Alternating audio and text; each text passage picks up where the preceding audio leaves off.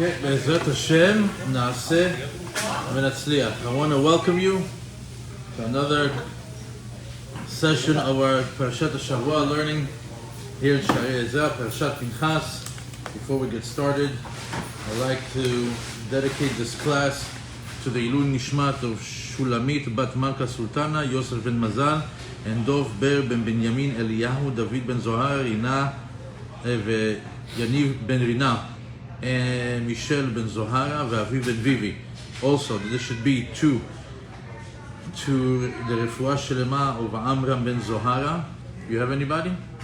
Okay, and this should be to the general success, to the Hatzlacha of Avraham and Yosef b'nei Dina, b'nei Daniela, Guy ben Dina, Avraham ben Violet, Stacy Esther bet Miriam, Henry Godetsky and family, Judah Mendel and family, למרות שהוא לא פה, כבודו פה. It's a shame that we can dedicate this class to the health, wealth, success of all the people that are involved. And especially to my good friend that's here right now with us. Okay, let's get started. If you go to Parashat Pinchas, it's very interesting because the beginning of the parasha talks about the whole end of last week's parasha, which is the Kozbi Batsur and Zimri ben Salu, the whole scenario that happened over there, and then there was the Magifah that because of it happened, 24,000 people died, and all of a sudden the Torah goes into recounting Am Yisrael. All of a sudden, HaKadosh Baruch Hu is counting all the families and all the tribes and the families that are in the tribes. And as they go through this entire process, a subject comes up, something comes up. What comes up? Perek Chav Zayin, Pasuk Aleph. ותקרבנה בנות צלופחד בן חפר בן גלעד בן מכיר בן מנשה למשפחת מנשה בן יוסף ואלה שמות בנותיו מחלה, נועה וחוגלה ומלכה ותרצה ותעמוד לפני משה לפני אלעזר הכהן לפני הנשיאים וכל העדה פתח אוהל מועד לאמור. All of a sudden, after the counting of all the people, come the bnot of Tzlofchad that come from the family of from the tribe of Menashe, and they come and they have a claim. They say Avinu met b'midbar. Our father died in the desert. והוא לא היה בתוך העדה נועדים על השם בעדת קורח. And he wasn't from the ones that were involved in Korach and עדתו. כי בחטאו מת ובנים לא היו לו. He died because of his sin. What was his sin? Their father was the Mekoshesh. He's the one that took upon himself to teach the Jewish people a nation, to teach the Jewish people a lesson, that to show them that even if you were collecting something like wood, it warrants death. And he died, but because he died, he left no boys behind, no inheritors. So the question is, למה ייגרע שם אבינו מתוך משפחתנו כי אין לו בן? Why should we miss out because there's no male inheritor in our family? תנה לנו אחוזה בתוך אחי אבינו. Let us, the woman, inherit the land that belongs to our father. Moshe Rabeinu says, ויקרב משה את משפטן לפני השם. Let me ask God. Let me see what he says. ויאמר השם משה לאמור, כן, בנות צלופחד דברות. They're correct. נתון תיתן להם אחוזת נחלה בתוך אחי אביהם. Give them a portion of the inheritance of the land that belongs to their father. ועברת את נחלת אביהן להן. Whatever the inheritance to their father, pass it on to him. And from here we continue to learn the laws of inheritance, the laws of אחוזות או יורשים. ובני ישראל תדבר לאמור איש כמות ובן אין לו ועברתם נחלתו לבן דורו. It says if a person dies without any boys, pass it on to the girls. ואם אין לו בת, נתת לאחיו. If he doesn't have daughters, give it to his brother. ואם אין לו אחים, נתת לאחיו. If he doesn't have brothers, give it to the brothers of his father. ואם אין אחים לאביו, if his father doesn't have brothers, נתת נחלתו לשארו הקרוב ולא משפחתו וירש אותה to his close family. והייתה לבני ישראל לחוקת משפט כאשר ציווה השם את משה. So we learn the laws of inheritance from this particular question from Not Tzlofchad.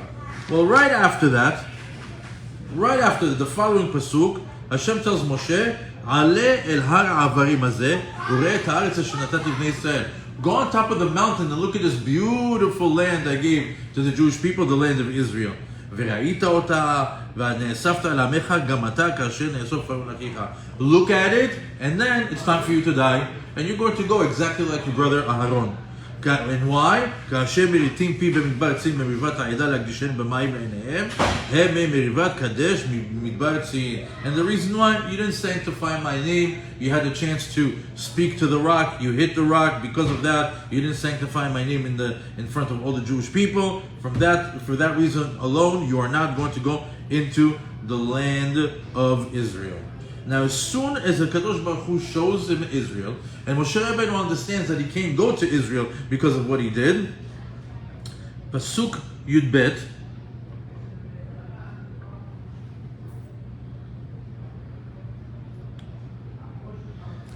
well, first of all, before we go to Pasuk Yud Bet, first of all, what's happening over here? Moshe Rabeinu is right now switching. He says, why is Hashem showing me this land? Maybe the gzera of me not going to Israel is cancelled over here. Maybe it's because אמר אותי ציווה מקום להנחיש, שמא אותה גזרה ויכנס לארץ. הקדוש ברוך הוא אמר, גזרתי במקומה עומדת. מדרש תנחומה says that Hashem told him, my decree is in place and nothing is going to change. Now comes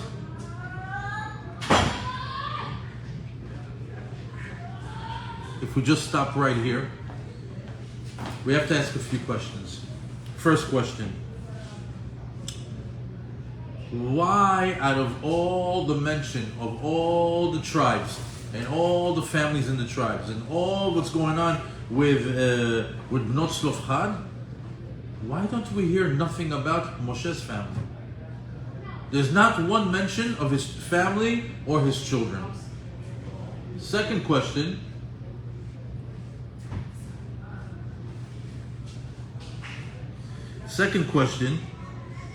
he's thinking, maybe there's something going on over here. What happened? He says, if the children of Tzlofchad, who's dead, and are even women, can inherit their father, what's going on with my family? Welcome, Yosef. What's going on? Welcome, Yonah. What's going on with my boys? What's going on with my children? If the children of Tzlofchad the girls were able to inherit the land, and Hashem was able to work out for them their portion, what's going on with my children? This takes us to Pasuk Tedvav. It says, "Vaydaber Moshe el Hashem lemu Hashem." Moshe is speaking to Hashem, and he tells him, "Yifkod Hashem Elohei ruchot lechol basar ish al ha'edah." You just revealed to me that I'm not going into Israel. Maybe now is the time to choose a person, and it says over here something very interesting. Elohei ruchot. Usually, nobody talks. Nobody defines Hashem as Elohei ruchot. What's ruchot? Ruchot is like the soul or the spirit of the person. Meaning, Hashem, you are the God who knows the spirit, the makeup of a person's neshama. Elohei ruchot lechol basar, meaning not only do you know the internal, the ruchot, but also lechol basar, the outside. Ish al ha'edah. Why don't you appoint somebody? Why would he say this? Why would Moshe ask HaKadosh Baruch Hu to appoint somebody? Rashi tells us something incredible. Pasuk Tet Zayin. I'll read it directly from inside. Because he just heard that HaKadosh Baruch Hu said, give the inheritance to the daughters of Tzlofchad.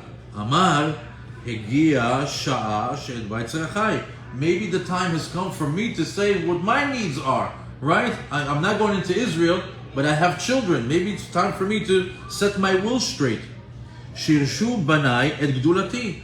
That my children, my boys, should inherit my greatness. Amar lo HaKadosh Baruch Hu, lo kach, alta b'machshava lefanai. I'm sorry, Moshe, what you're thinking, what I'm thinking is two different things. Kedai hu Yoshua lito sachar, shemusho lo mash mitoch ha'oel. He says, I think it's a better choice is Yoshua. Because Yoshua never strayed, never moved away from inside of your tent. וזהו שאמר שלמה, נוצר תאנה yochel pirya. In Mishle, Shlomo HaMelech says, somebody that didn't plant the fig tree, he's the one that's going to eat it. Meaning, you can't come and just take fruits to the... Only a person who planted the seed, worked the land, watered the plant, cultivated it, he's the one who's worthy of eating that fruit. Not the person who just comes to the tree and grabs the fruit and goes.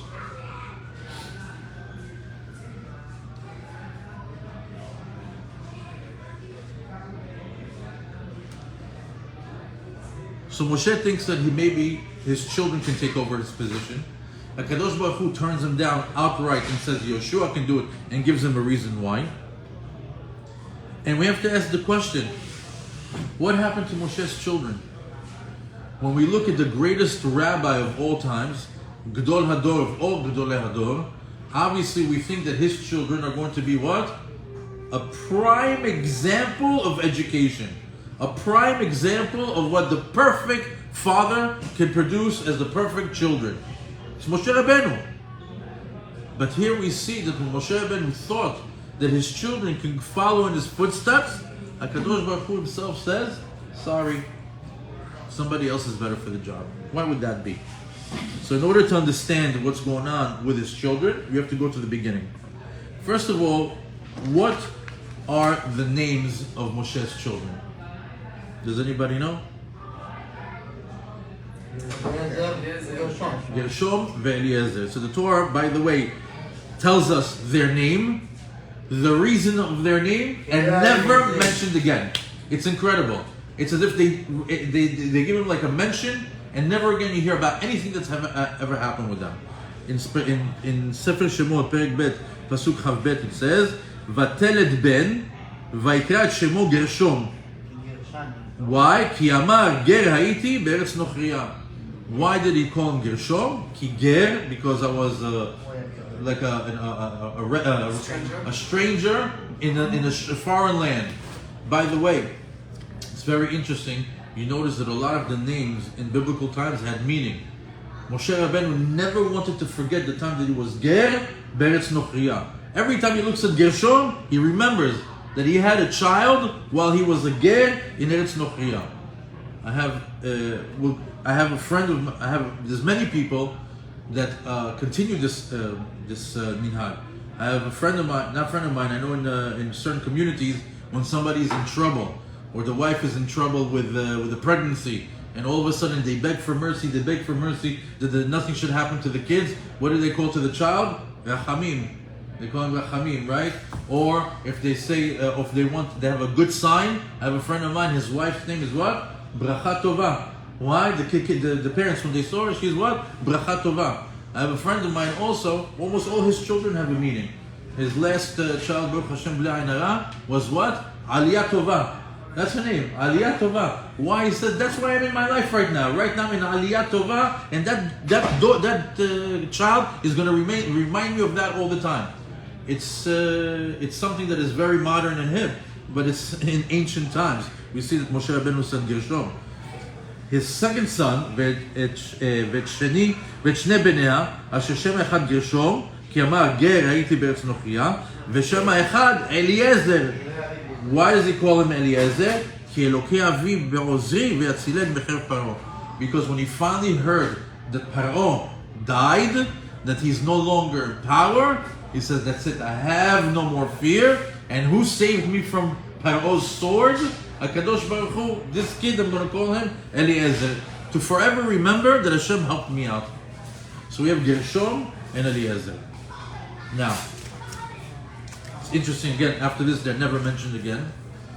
There's a little bit more of a depth to their names and some history to why they're called that name. It says, this is a Midrash Mechilta. בשעה שאמר משה ליתרו, תן לי ציפורה בתך לאישה. There's a time that Moshe asked the hand of Tzipora in marriage.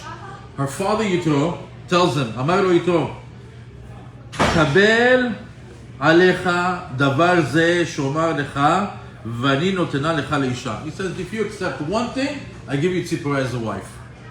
אמר לו, מהו? He says, what is it you want me? Moshe is telling, what is that one thing? אמר לו, בן שיהיה תחילה, יהיה לעבודה זרה. Your firstborn is going to be for idol worship, לעבודה זרה. מכאן ואילך לשם שמיים. Every child after that will be to שם שמיים. וקיבל עליו, Moshe accepted that his first child will be לעבודה זרה. We'll get there. אמר לו, הישבע, וישבע לו, he says, swear to me. Moshe swear that his first son is going to be for עבודה זרה. שנאמר, ויואל משה, ואין עלה, אלא לשון שבועה, he swore.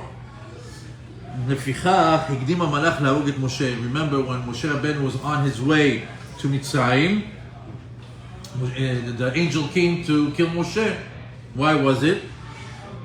What was the thing?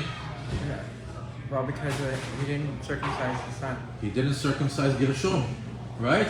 He didn't circumcise Gershom. The Midrash says that a snake swallowed Gershom all the way up to the Brit and came down. All the way up to the Brit and he comes down. All the way up to the Brit and comes down. So Tzipporah was smart. She says, oh, I get it. We have to do something over here. What did she do? ותיקח ציפורה צור ותכרות את עולת בנה. Tzipporah made the circumcision to her son Gershom. Something very interesting over here. But why he didn't do it? He didn't do it just because he promised Yitro that it would be the first one to Avodah Zarah. He was just waiting. It's not good for the child to travel for 3 days when Also, when I get there. That's something else. We're going to say over here. Because it says over there, Chatan Damim, right? Chatan Damim Atali. So one way is to look at it is that Gershom is Chatan Damim. Up until the time that he didn't have Brit Milah, he didn't do the proper mitzvah with his son, and that was the problem with Moshe. Moshe, how do you not do Brit Milah on your own son? Well, one of the reasons is because he promised. Yitro, he swore to him, my son is going to be for Avodah Zarah.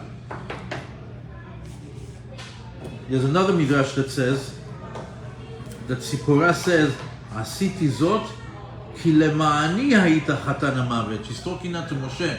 He says, you know, Chatan Damim, not Gershom. Chatan Damim is you, Moshe. Why? And she says, Vani Hashema bezot. I'm the one who's guilty on this. לפי זה הייתה זאת מילתת גרשום הבכור.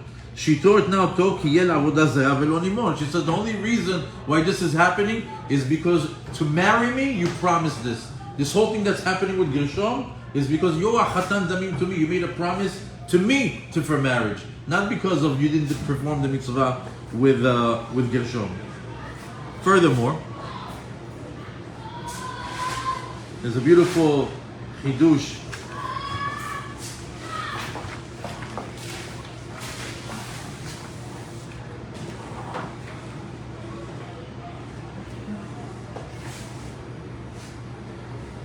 to answer Iran's question. Chazal say, Moshe שאיבד את גרשום לעבודה זרה בתנאי יתרו.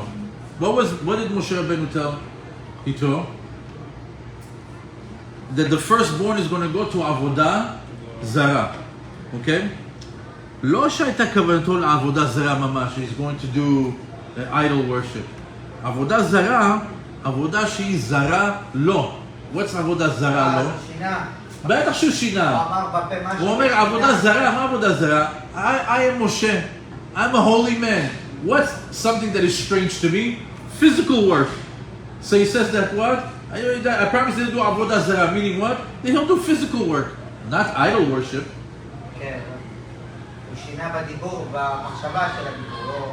Yes, אבל בגלל שברית כרותה לשפתיים, be careful what you say, be careful of the words that come out of your mouth.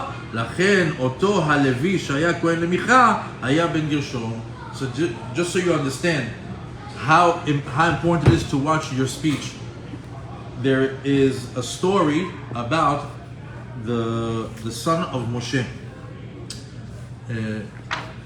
Imre Noam, the book by Rav Yoram Michael Abedjez Zecher Tzadik Livracha, in the Moadim section, he says over there in Daf Shin Chaf Hey, he talks about this. He talks about this exact same situation. He says Moshe meant avodah zara, meaning something that is strange to him. If he's a spiritual person, let him do physical work. But because those words came out of his mouth, later on, generations later, his own children did worship Avodah Zarah. Take a look. In Sefer Shoftim, in Perek Yudchet, it talks about Yehonatan ben Gershom ben Menashe. That he was actually, that him and his children were priests, Komarim, la'Avodah Zarah.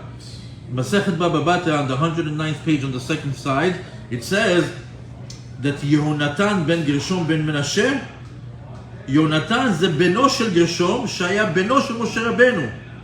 But so why didn't they say beno shel ben Moshe, Yonatan ben Gershom ben Menashe, velo ben Moshe?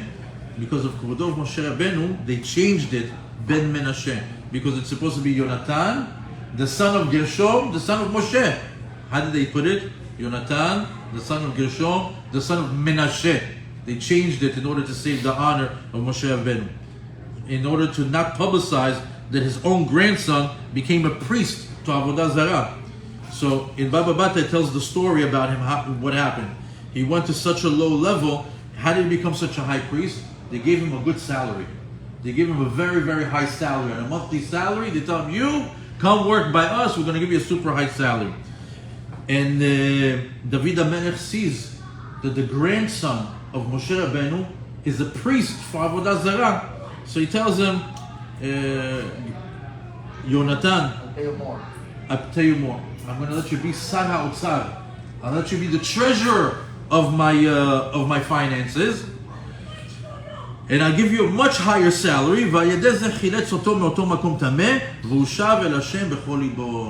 David HaMelech saved Moshe Rabbeinu's son from being a priest of Avodah Zarah. And where did it come from?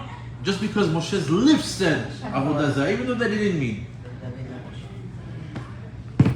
Furthermore, we have to ask, how did Moshe Rabeinu get to such a predicament?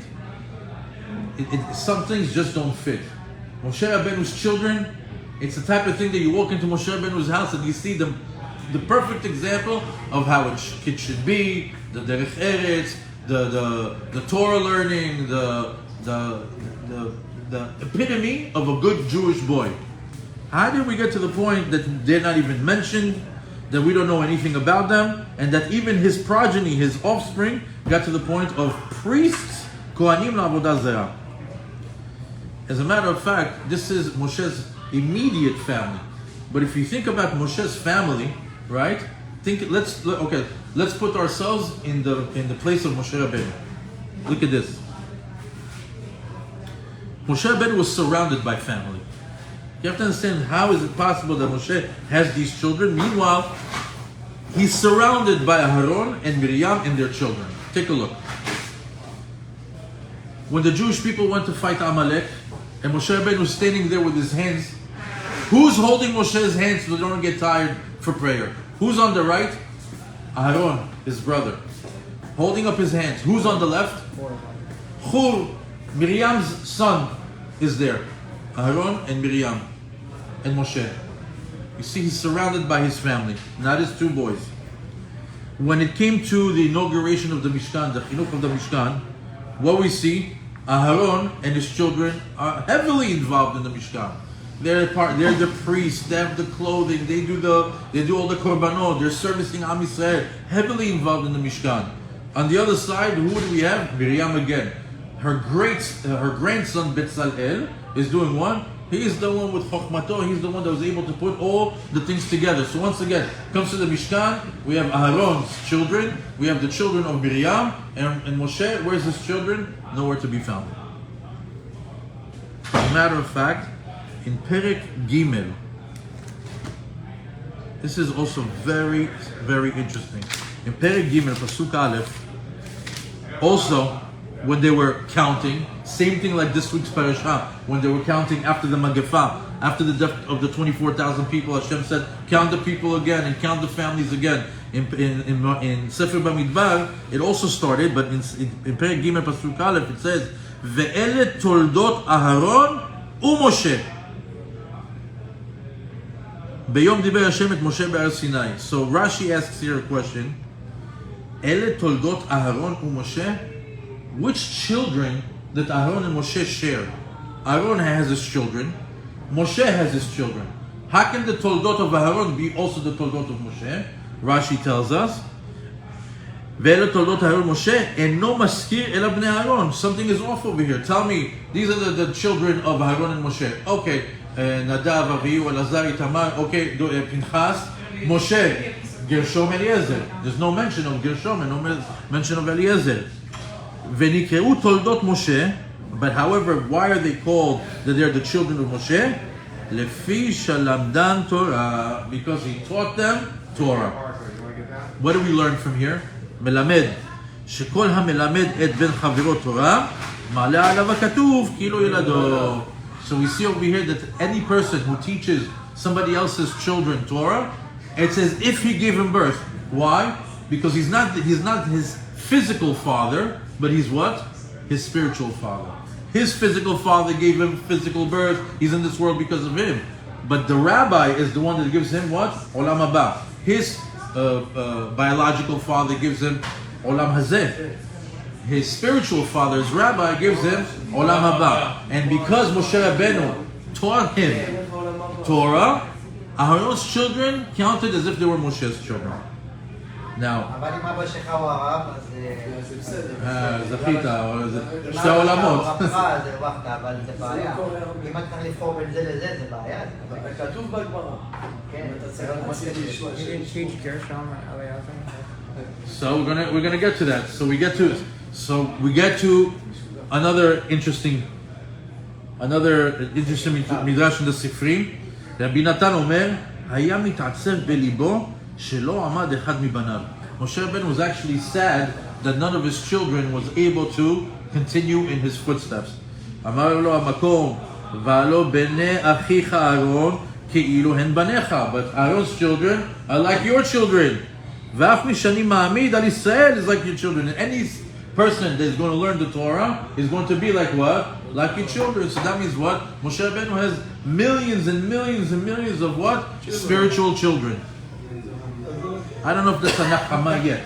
I don't know if that's something that you can still say, okay, I can understand why Moshe's children turned out as such, but let's dig a little bit more. Remember we said with Bnot Tzlofchad, Moshe Rabeinu had like an aha moment. As soon as he saw Bnot Tzlofchad inheriting the land of their dead father, and he learned the laws of inheritance, when he says, "Vatikravna Bnot Tzlofchad, veyakev Moshe et mishpatan." As soon as he learned the laws of inheritance, what did he say? Maybe it's time for me. Maybe it's time for me to care about my own boys. The Midrash says, Midrash Rabbah, Ma ra'a levakesh. This is, remember when he said, Ifkod Hashem Elokei v'chod lechol b'asar ish la yada. Right? Okay, Hashem, I'm not coming into Israel. I understand me meriva. So who's going to be the next leader? He's hoping that he's going to say, oh, of course, your children. They just inherit you. That's how the program works. So Midrash Rabbah brings the backstory to this. Why would Moshe think about this to request this bakasha from HaKadosh Baruch Hu after the laws of inheritance? Ela, כיוון שירשו בנות צלופחד אביהן, because the daughters of Bnot Tzlofchad inherited their father, אמר משה, הרי השעה שאת בה צורכי. This is the time now to ask for my needs. אם הבנות יורשות בדין, הוא שירשו בנית כבודי. If the girls inherit their father, surely the boys inherit their father. אמר לו הקדוש ברוך הוא, נוצר תאנה, יאכל פריה. הקדוש ברוך הוא gave him that saying from Mishle, somebody who didn't plant and work a fig tree is going to be the one who benefits from that fruit. He says, "Banecha yashvu lahem velo asku b'Torah." Your children did not toil with Torah learning.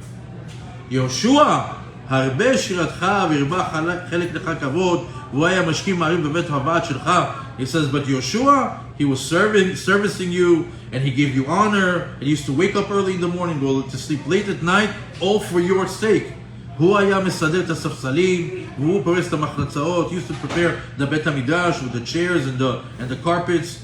הואיל, והוא שירתך בכל כוחו, since he's the one that served you with all his might, כדאי הוא שישמש את ישראל, שאינו מאבד שכרו. It's better that he lead the Jewish people, so like that he doesn't lose his reward for all the work that he did serving you.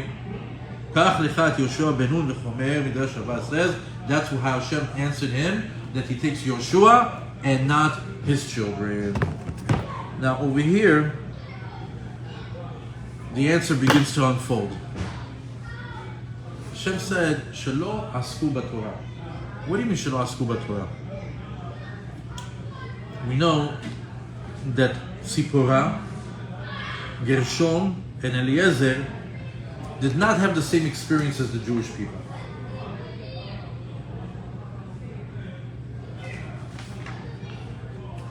We know when Moshe Rabeinu grabbed his children and his wife and said, I am going to Egypt to lead the Jewish people out of Mitzrayim and bring them to Har Sinai and eventually come to Eretz Yisrael.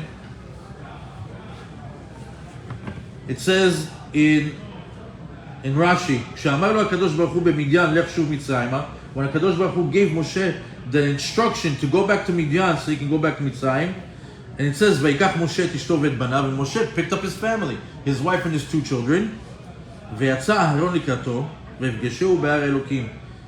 Aaron comes to meet him. Aaron left Mitzrayim, comes to meet his brother. He knows that his brother is about to come to Mitzrayim. He was so elated, he was so happy, he says, let me go meet him in the middle. אמר לו, מי הם הללו? Aaron looks at Moshe, his wife and his 2 boys. He says, who are these people? אמר לו, זוהי אשתי שנשאתי במדיין ואלו בניי. He says, this is the wife I married in Midian and these are my boys. אמר לו, והיכן אתה מוליכן? Where are you taking them? אמר לו, למצרים. I'm taking them to Egypt. אמר לו, על הראשונים אנו מצטערים. ואתה בא להוסיף עליהם. The people that are there were already in sorrow over what they're going through. עבודת פרך in מצרים. You want to bring now your family to be part of that experience? אמר לה, לכי לבית אביך. Moshe Rabeinu told his wife, go back to your father's home. נטלה שני בניה והלכה לה. And she took her 2 children and she left. Ladies and gentlemen, this is the turning point of all Moshe's life, this action right here. This is the first time we see Moshe Rabeinu as a father. How is he acting? Like a leader? No. How is he acting? As an Abba. What type of an Abba? What is he doing over here? He's protecting his wife and his children. No. Don't come over there. It's going to be rough. It's going to be tough. It's going to be difficult. Go where it's good. Go where it's easy. Stay with your father. Stay with the boys. I'll come and get you when everything is perfect. Was that a good choice or a bad choice? Good choice? Sweden? Neutral? Bad choice? Bad choice. Bad choice. Okay. The answer is bad choice. Why? Because the whole part of the experience of the Jews started where? Yetziat Mitzrayim. Yetziat Mitzrayim is the beginning of Matan Torah. You have to be a slave. You have to go through hardships. You have to go through Yetziat Mitzrayim. You have to witness the splitting of the sea. You have to be there instead of Har Sinai. And only then at that moment you can say, I want this Torah. I earned this Torah. I deserve this Torah. A person who didn't go through that experience and comes and gets the Torah, is that the same person? Is that the same Jew? Is it the same experience? Absolutely not. Absolutely not. It's like business. There's a father, 40 years, he's off the boat, and he came to America with $1, and he turned it into millions of dollars, and now he's a brand name, and he's making tons of money, and he's an ultra millionaire, and he values every dollar, he understands the success that he's experiencing, and then his what? His son that was just born into it. Do we have to? Do they have the same value for the dollar? Do they have the same drive? Do they have the same? 2 different experiences. One who fought for it, earned it, deserved it, and understands it, and one that just fell on his lap. It's a classic story of rich father and rich the child, right? The same thing we have over here. Moshe Rabeinu told his children to completely miss out on the experience that defines you as a Jew. Fighting for Judaism is what makes it worthwhile, gives it the connection. In life in general, anything that you fight for is what makes it worth it. You go to the gym one time, you're not going to get a six-pack. You go for a year and a half, you're going to get a six-pack. Yeah, you know what I'm talking about, no? I say you go to the gym for one day, you're going to get a six-pack. How long does it take to get that Photoshop over there? 5 years. 5 years. Takes time. Same thing. Anything worthwhile. Another 5 years. Same thing with business. You think you open up the store, you open up a store, and on day one it's super successful, and all of a sudden you're a millionaire? No, it takes years and years and years to work on it. And only after working and putting an effort, not only can you achieve success, but you can also appreciate the success. This is what happened to Moshe's children. They were not robbed, but they missed out on the key experiential experience of Am Yisrael.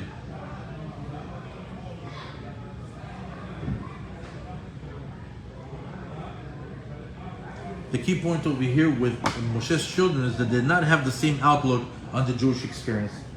They came into the lap of luxury. Imagine, Moshe is the leader of Am Yisrael. By the way, he's also ultra rich. Moshe Rabeinu had all the money in the world.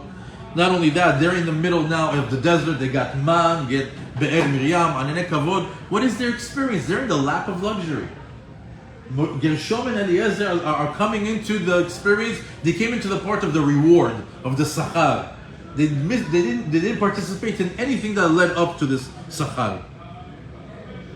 Compared to Yoshua, who was living and breathing the Jewish nation and its Exodus experience and serving Moshe, surely Yoshua not only deserved this position, but also understood when it says Elohei Ruchot, who are you going to choose?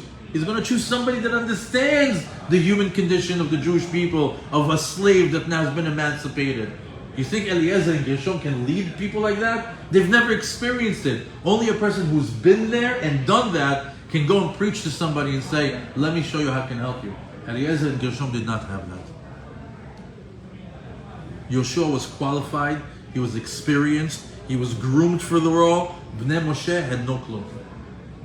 It was two different resumes being handed in. It says that there is Kehuna, Malchut, right? What's Kehuna? Which family has Kehuna? Only the family of Aharon. You have to, it's an exclusive club. You have to be from that family. If you're not part of that family, you can't be. Is that an exclusive club? Also, you have to be from Shevet Yehuda, and you have to be from the family of David HaMelech. You have to be from that lineage. If you're not from that lineage, again, exclusive club, you can't get in there. Moshe Rabeinu, he was a melech. He was. But he wasn't a melech that can pass down his malchut. Why? Because Moshe Rabeinu was the one that gave the Torah. We have Kehuna, Malchut, and Keter Shel Kehuna, Keter Shel Malchut, and Keter Shel Torah. The crown of the Torah is not an exclusive club. It's not an exclusive club. It's not, if you're from Moshe's family, you're going to be a Torah learner. No.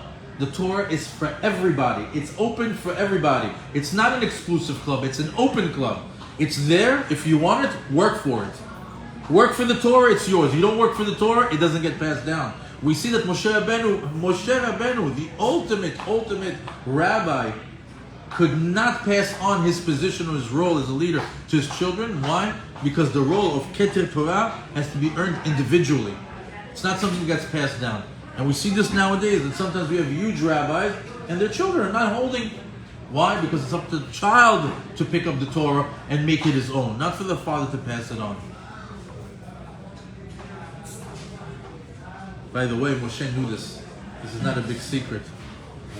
Or HaChaim HaKadosh says something incredible. Or HaChaim HaKadosh says,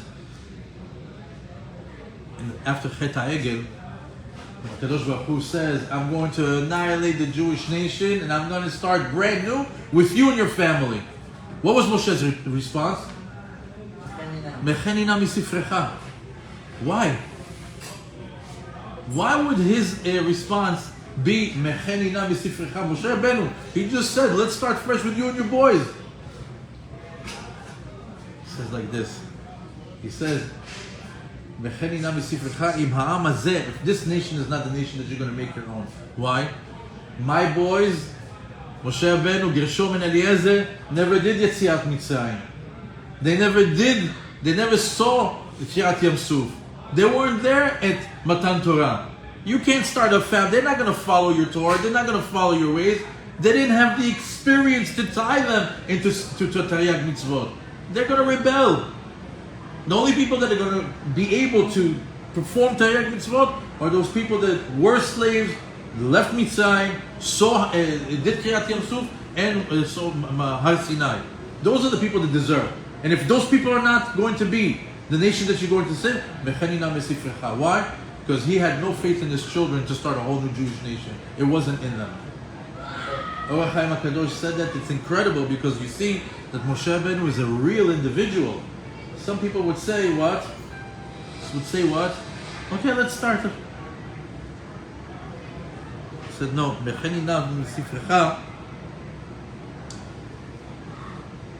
If you want to start with my children, we see that the turning point for Moshe.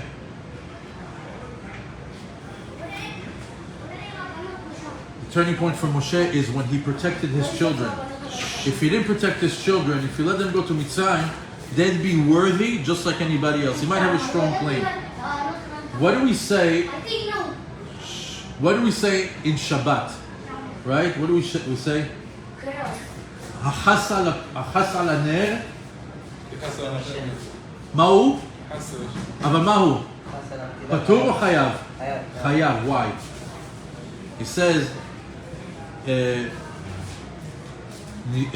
נר אדם נשמת, נשמת אדם נר השם. What does that mean? It says that the neshama of a person is like a candle. So in that Mishnah in Shabbat that we say, kechas al hashemen, kechas al aptila, chayav. If you're that father or mother that says, it's time to go to shul. Shul, 6:30 in the morning, you want to take the child for nets? No. Let him sleep a little bit more. Or you tell him, it's time to...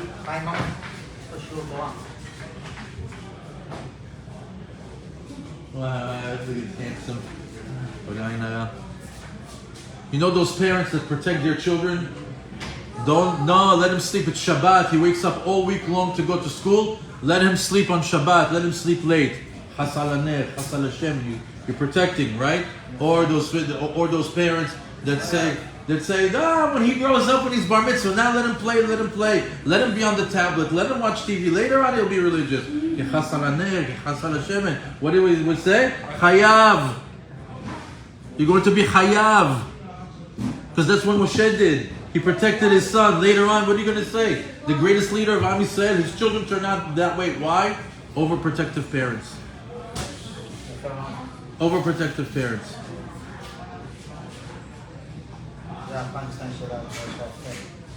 Greatness needs to be earned. It needs to be fought for. It needs to be worked for. The Gedulah of Moshe Rabeinu. How did Moshe Rabeinu get his Gedulah? He worked for it. He earned for it. It's not something that he could pass on. He couldn't pass his Gedulah to Moshe Rabeinu, to his children. He couldn't put his hands on his children and say, now you're great like me. I hate to use these examples, but I have to, just to make a contrast. Forgive me. But take a look at the greatest basketball player of all time, Michael Jordan. Is Jordan's son in the NBA? No. Why? Why couldn't Jordan's children be just great like him? Not even a basketball player. They've never even went on a basketball court. Greatness can't be passed on. You have to earn it. You have to work for it. Even Michael Jordan couldn't produce another mini Jordan to play.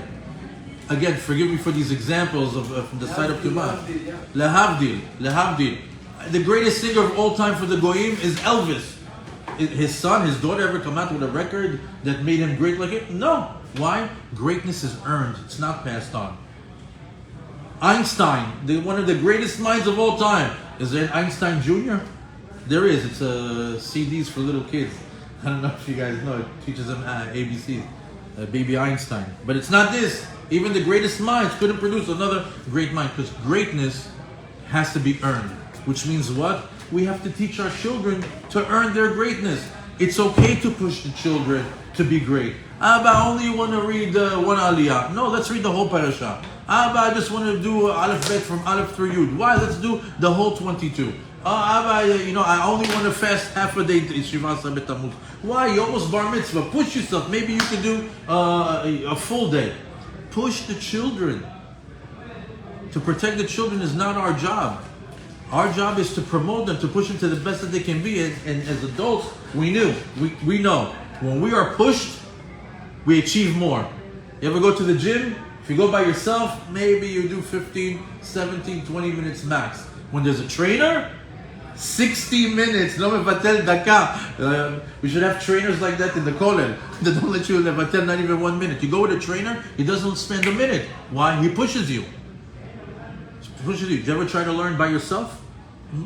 Okay, so you're able to achieve something. Go to a kollel, get a chavruta, he pushes you. Not only that, in the morning when you're wrestling with Yetzer Hara, you can't. Why? My chavruta is going to be there waiting for me. He's going to be sitting in front of an empty chair. It pushes you. It pushes you. You have to push yourself. And we have to push our children, because if you don't push our children, the greatest people that could ever be as parents, even a Moshe Rabeinu, will not produce the right children at the end of the day if they're not being pushed to the best of their ability. One last thing, Kaf Zchut, it does say that Moshe Rabeinu's children eventually did become great, and they talk about the Asara Shevatim that are lost, the lost 10 tribes that are right now living in a behind a mountain, behind Nahar Sabation. There's a special river. Behind the river, there's a mountain that's covered by clouds, and behind there is all the 10 lost tribes living over there. And who's leading them? Bnei Moshe. Bnei Moshe are leading them, and they're going to actually be the ones that are going to lead those 10 tribes back in the time of Mashiach for the war that we're going to have, the Gog Magog. When we say the Mekabetz Galuyot, what's Mekabetz Galuyot?